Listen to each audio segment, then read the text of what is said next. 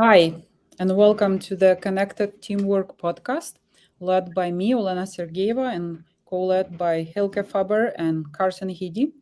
Welcome. This is the time when we focus on team connectedness and on what helps us thrive in a team setting. So today we will look at goal setting and aligning around goals, which is, a critical element of team success. And before we do that, we want to practice connectedness here by doing a very super fast check in where each of us will answer two questions. How are you feeling? And what's your intention for the next 30 minutes? So I guess I'll go first. I'm feeling great. It's a good, nice summer day and an interesting topic. And my intention is to share some of my experiences and also listen to the experiences of Hylke and Carson about this and hopefully learn something for myself today about this. Over to you, Hylke. Welcome, Olena. I am feeling present, slightly tired because I'm not such a good sleeper in a tent, I'm discovering from this past weekend. And also excited to have this conversation about goal setting, which leads me to my intention. It's so easy to get distracted. And for me, it's the beauty and the dignity that comes from being clear about what's truly important to me and sharing about that and learning about that together in this podcast is what my intention is. With that, I'm in, and I pass it to my friend Carson Heady. Thank you, Hylke, Olena. I'm feeling energized. I actually just came off of a team meeting, and it was just celebration of some successes from our fiscal year, which is coming to an end here this week, but also to be able to share the stage with these two who I admire greatly, Hylke and Olena, and I just continue to learn and get opportunities to share. Where I've learned from team experiences throughout my career. Over the next 20 plus minutes, what I'm looking to and looking forward to is hopefully planting some seeds with our audience, getting you to think about, how you have set goals individually and with your team, what's worked, what hasn't. And ideally, we can continue the dialogue with you, one-to-one, one-to-many.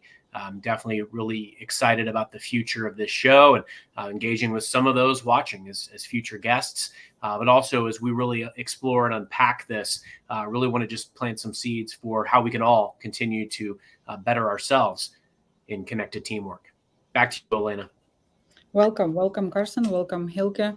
And when I was thinking about today's topic, I sort of reflected upon my own journey with goals and goal setting. And I recall that when I started working, which was back in the 90s, 91 or 92, my first job was working for US Peace Corps, and it was fascinating to discover the world of program management and project management and goals, objectives, milestones, and tasks, and working around that structure, and timelines and everything. I really enjoyed that. And then later, when I started working for global company, which was really guided by management by objectives principles, that took me even to the higher level of understanding smart goals and how you build your whole year around that, your feedback practices, your planning, your meetings, and so on, and the joy of accomplishing the goals, and the joy of dealing with some or addressing some challenges in the process. And it's been only later when I started reflecting upon where are these goals are coming from, right? um, and how meaningful they are to me personally, how aligned I am with what's happening in a bigger corporation or big organization, right? And how aligned are people I work with these goals, how motivational they truly are for each of them. So I would like to focus right now or explore a question and hear your perspectives on how do you identify the, let's say, higher purpose of your team? how do you identify that, and how you stay true to that? And I guess I'll invite Carson to comment. I love that question. It's a super important one. Look, I've been in a lot of different roles throughout my career, many of them sales oriented. And so they've been as simple and basic as this is your number you have to hit for this year, and there's no other metrics, all the way to, here is a full scorecard, all of these areas that we have to hit from a customer satisfaction perspective to, this widget, this metric, this call time, et cetera. So I've been in a lot of different scenarios. I think the first step is listen to leadership. It's really understand, what is leadership telling us about what is important about where we're driving as an organization. For some of us, that's a small organization. There are, a number of elements that are the barometer of success. And then in larger organizations, there may be many more. And really what's paramount around that is listening to the customer. Who is the audience? Who are we delivering for? That, I think, can really help us fine tune what is that higher purpose?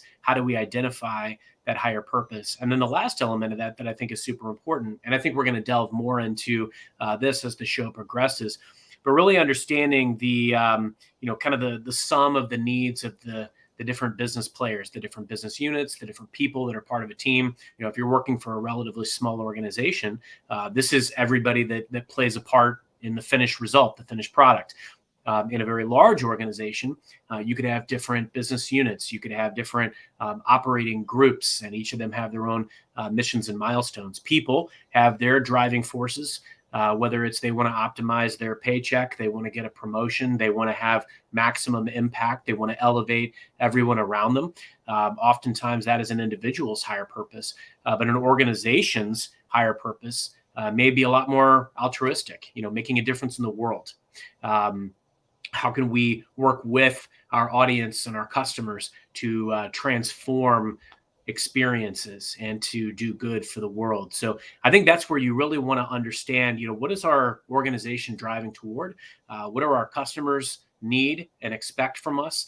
And then what do other potential people, partners, organizations that we could work with, what do they need and expect from us? And how could we really live and embody that?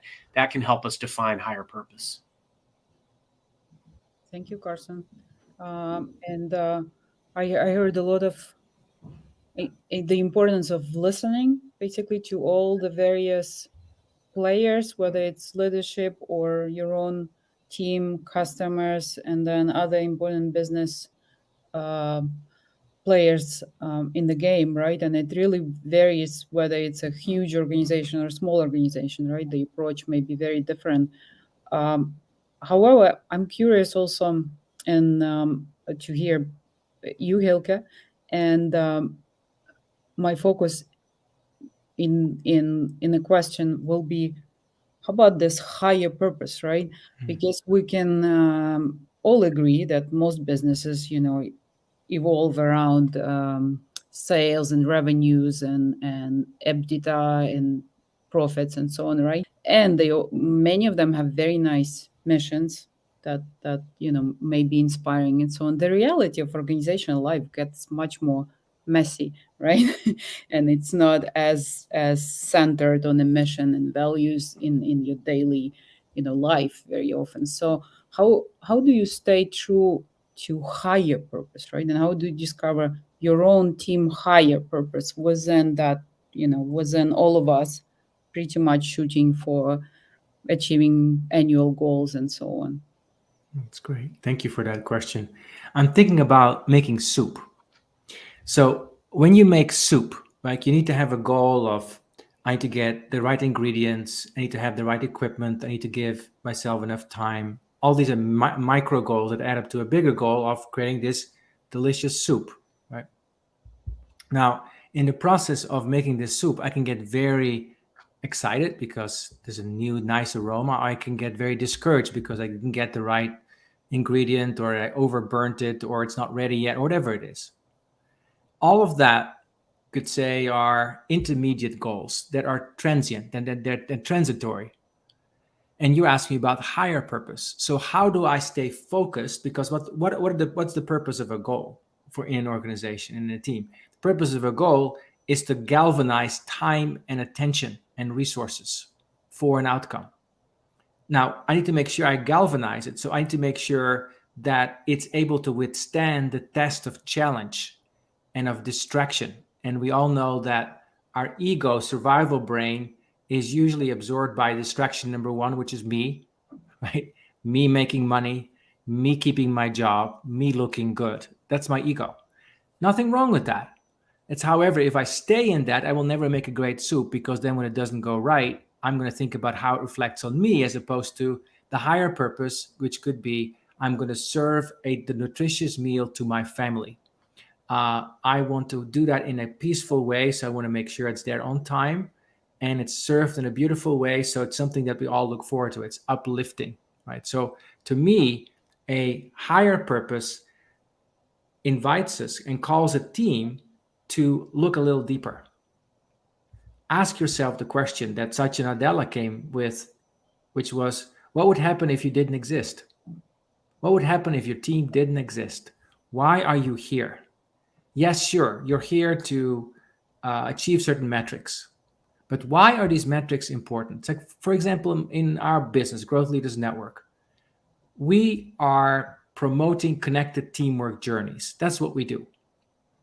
And part of running a business is we want to make sure we sell a certain volume of these businesses and of these journeys. And sometimes it goes well, and sometimes it's like a slow month or whatever it is, right? Now, in that slow month period, I can get very distracted. Like, and you do this and that. And I'm actually the king of thinking about another goal and another one. And I add something else, right? I get distracted, as opposed to, no, I'm making soup. I am here to share connected teamwork. Why is that important to me? Well, there's something very deep in me that has a deep longing and intention to bring people together in this world. I think we need it. I think we're very polarized. We're getting more and more polarized in pockets, and sometimes not so much in pockets. I was just in the Netherlands. I saw things going much more polarizing there than it was when I was a child. I see it in my street in Phoenix, see it everywhere. So part of me, my higher purpose of selling and sharing connected teamwork is because I think teams are a place in which we can learn how to really connect with each other. So what about you, Olena? How do you see that? Thank you, Hylke. This was really, really profound. And as I was listening, I'm thinking, one thing that comes up is focus and clarity, right, of your goals. And another one is you sound very clear on your own mission in life, on your own purpose, why you're doing this, right? And to me, it says that if the team is really aligned and clear on what's the real big thing we are after, that really gives us sense of accomplishment in life, sense of bringing meaning, then the distractors will still be there, the issues will still be there, but we can always connect to that deeper place, and that's going to be source of support and joy, even when things are not going the right way. And I'm curious also, maybe to talk a little bit about how to. It's one thing to have that for you. How do you work? And this is a question also for Carson, of course, and for you, Hylke. How do you help others, or how do you help yourself to understand what brings that meaning to others, so we can connect on that deeper level, given that we're still doing the same metrics and working with the goals that the organization has. So what are your thoughts, Carson, on aligning with others?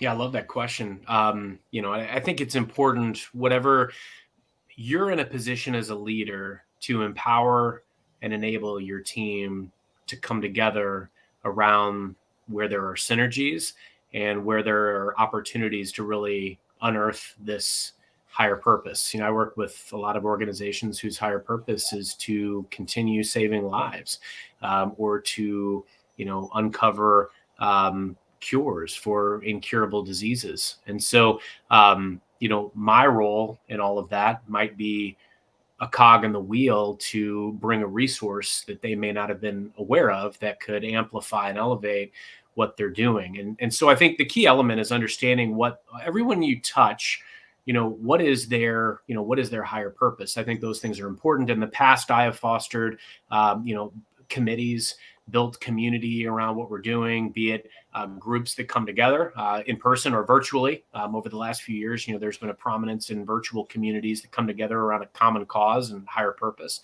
There's also the need for calibration. As Hylke just mentioned, we get pulled in so many different directions. It's so easy to be distracted by what's transpiring.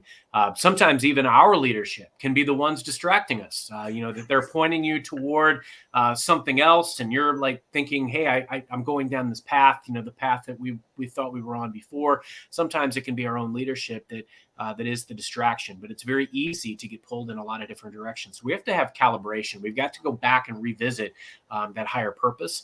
I've formed betterment committees in my time. I've also, at the beginning of each fiscal year, typically I'll come together with all of the different lines of business that touch our mutual markets, and we will understand each other's key priorities. They're not always going to be perfectly aligned, but if I know and understand what matters to some of these other key business stakeholders, and they know and understand what matters to me and what makes them tick personally and professionally, it makes it all the more likely and viable that we will work as good partners together. We will work in each other's best interests. And that's why it's important, to establish a cadence and a touch point. We don't have these conversations as a one-off. It's important that we're having these opportunities to stay at the pulse of these other stakeholders. And I'm continuing to meet with my business partners and understanding what matters to them so that I can deliver to them, so that I can help deliver a win to those people, whoever they are. And all the while, we've got to continue to rekindle our love and each other's love for higher purpose. What about you, Hylke? Well, I love that integration of the business and the professional, the business and the personal that you're alluding to, Carson. And I love your question, Olena, about, so how do you do this together, right? Because you might be sitting and listening, yeah, I have a sense of what my higher purpose is, but it got nothing to do with the number that the manager that I'm reporting to just gave to me. Like, what does that have to do with each other, right? And to me, that's the paradox of goal setting.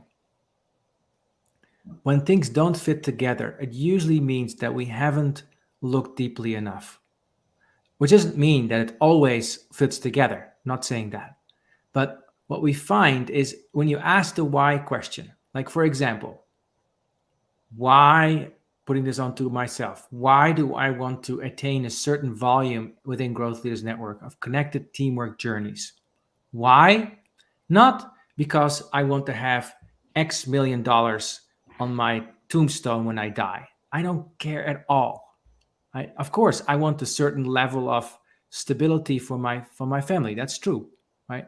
But why is this important to me? Well, it's important to me because I feel this need in the world. And then I ask my teammates, like Olena, you're part of my team, our team within Growth Leaders Network. Why is connected teamwork important to you personally? Let's just practice it for a moment. You want me to answer right now? Okay. Yes. Putting me on the spot now. Yeah. Hylke loves doing that. Right. I was just thinking about paradoxes, but I'll comment on that later. Yes. Why connected teamwork is important to me? Well, I am a believer of human connectedness as being one big recipe for resolving many of the complexities of the modern world. And I do observe a lot of disconnect and a lot of awful things happening, being here in US because of the war in Ukraine. So it's the world is in a difficult place. So I want to make a difference. I want to contribute to making it a better place through even helping others to learn more about how to connect to themselves, how to connect to others, and how to connect to the cause that they, really feel passionate about, that brings something good to the world. Yes. But let me also say a few words about paradox, because I was thinking, organizational life is so full of these paradoxes where like two departments may work at conflicting almost goals, right? Or like you pointed out, you may have a goal that seems to be at odds with the goal that's coming from your manager or something, right? So I love that approach of asking yourself why, right? Where you could look deeper at these conflicting goals, or you could ask others, right? If you are, have this confrontation with someone who has a goal that seems to be so different from yours, and so that whole communication conversation process is so critical to arriving at overarching goal or overarching understanding of what's really important. um, yeah. Um, Carson, maybe you also want to add. Oh, sorry, Hylke, you wanted to say something. Yeah, I want to add something to that. So I see it as when we ask the question of why, it's like tuning an orchestra.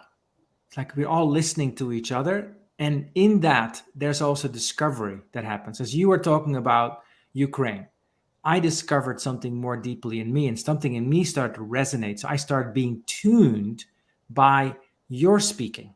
And similarly, when I'm talking to Carson, something in me gets tuned because something in me gets activated. So actually spending some time with your team, which may seem like a waste of time from the ego's perspective, but from a deeper perspective, like, why are we doing this? And once you get that inner resonance with each other, you likely never forget it. So you always can come back to it, and you can even have a little word for it. Like we call it connected teamwork, and now we know what that means. And even if we're in the middle of conflict or whatever it might be, we can always come back to that. Anyway, that's what I wanted to add. Carson, what are your thoughts? When I think of connected teams and why connected teamwork is so important, I think about that is when a team is connected, when everyone is able to do their best work. We know what our unique superpowers are. We know how we can use them to amplify the efforts of others.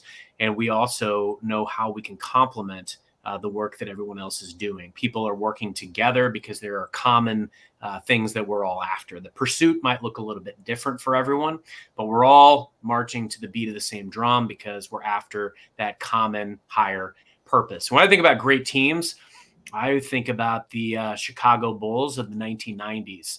And the reason why, I was a kid watching Michael Jordan play, but what I think about is common themes in leadership. And what I think about is solving the problems and the challenges that exist, but also elevating everyone else around you. Michael Jordan was a great scorer, but he wasn't enough to win championships. And they couldn't get past the staunch defense of the Detroit Pistons. So what did they do? Well, if you watch The Last Dance, you will know. But what they ended up doing is they focused on bulking up and controlling what they could control to solve the problem of getting just as tough as the toughest team in the league. That's what got them past the Pistons, and they ultimately beat the Lakers for their first championship. But over the years, what transpired? That team would have never won if it had just been Michael Jordan out there all by himself. He had to become, and he had to embrace being a student of his game and being a student of his craft. And that is where we can all optimize ourselves as leaders and even as individual contributors, is understanding our craft so well and understanding the purpose of everyone around us so that we can be a multiplier instead of just being out for our own purpose, hire or not. And if you are out there looking to multiply the efforts of other people, ultimately that is how you can create a connected team. I love that. The multiplying factor, and also the elevating, right? So as leaders, the best contribution you could do to any team interaction or one-on-one interaction is helping yourself and the person you talk with to, it's almost like a choice in every single situation. Do you shift more towards your better self, or do you shift more towards your ego driven self, with a lot of a very different interaction and a very different outcomes usually. And that choice, like, you need to make for yourself as a leader in every given moment in a conversation. We just had like a meeting today in the morning where, like, Hylke, for example, made the choice to say, I'm sorry about something that just happened a moment ago. And that's a choice, right? You're making right there. Um, so, and I think that requires a lot of in tune with yourself, a lot of in tune with what's happening, and certain sort of boldness and transparency um, in your interactions. I'm thinking that we usually end this with something practical, right? That you um, can take to your teams and work with. And I was thinking that a good practice for thinking about goals and aligning is from twos. And it's a practice. Let's say I'm going to describe it, and I'll ask Hylke and Carson to comment too. It's a practice where you sit, spend a little bit of time with your team, basically brainstorming the main themes that are not working so great in terms of us either setting goals or progressing towards our goals, and what you would like to see instead. What would be the ideal, um, a vision of either how we work together or how we work with these goals, and so on. And that usually results in a list of between 5 and 10 areas that we want to change, basically, which then becomes a vehicle for us to discuss what exactly we could do, right? What commitments each of us can make, what commitment we can make as a team, which gives us mechanism, to come back to and serves as our internal sort of progress metrics, I would say. So, Hylke, you have a lot of experience using this particular practice, so maybe you want to add. Yes. So what we're doing here, we're inviting you into the practice of developmental goals. You can have all kinds of goals. You can have outcome goals, and you can have individual goals. You also can have developmental goals.